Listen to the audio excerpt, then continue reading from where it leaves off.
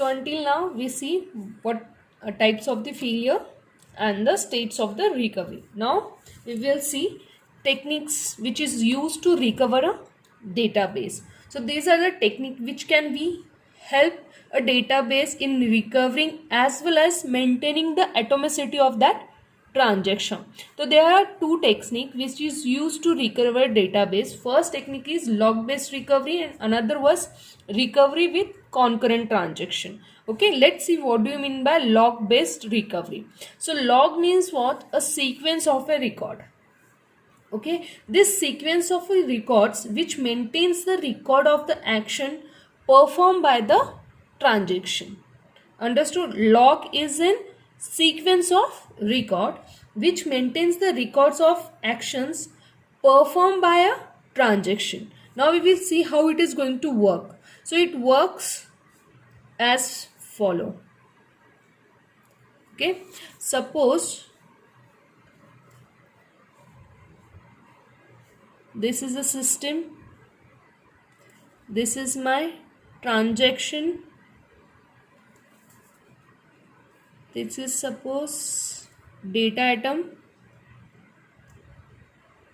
and this is suppose finish. Okay, suppose first step is what? Suppose transaction enters into the system and it starts execution. When the execution starts, then that log is written as tn start, means that transaction is started. This log is used. This is called logs. Okay, so first step, when the transaction enters into the system and starts execution, then the logs is written as tn comma start. Next is what? If that transaction wants to modify the data item x, suppose, then that log is written as tn x vn and v2. tn stands for the transaction, tx is your data item, v is your value. Okay, so v1 is your previous value and the v2 is the new value. Okay, whenever the transaction wants to modify the data item x, it is written as, the log is written as like this, tn x v1 and v2, sorry, v2. Okay, next is what? If transaction wants to finish, a transaction will get finished, suppose, so that log is written as tn comma committed. Commit. So this is how the log based recovery management works on the database. Okay, so this is the work of log based recovery management. So next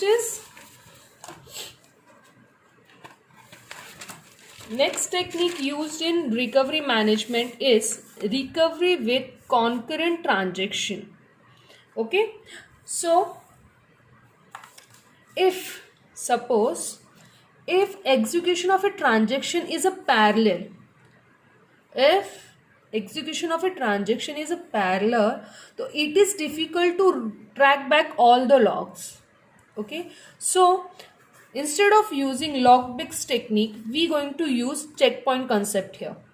Okay, so now what do you mean by checkpoint? Checkpoint means what? It will going to remove all the previous log, whatever the previous log is there, it will going to remove that and save it in a particular format. Declare all the transaction will be committed. Okay, so how it is shown by the diagram? Suppose this is my checkpoint and this is a failure point. This is timeline. Okay, before going to failure, transaction go through with a checkpoint. Suppose this is my transaction 1, transaction 2, transaction 3 and my transaction 4. Okay, so checkpoint, aim of the checkpoint is keeping and maintaining logs in a real time. Okay, so how it is going to behave? So these are the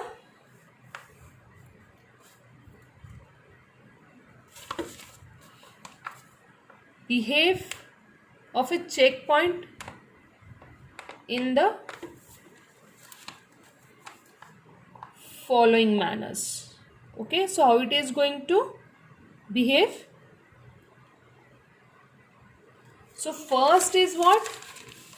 The recovery system reads the log back words from the end of the last checkpoint. End of the last checkpoint, the recovery management reads the logs back words from the end of the last checkpoint.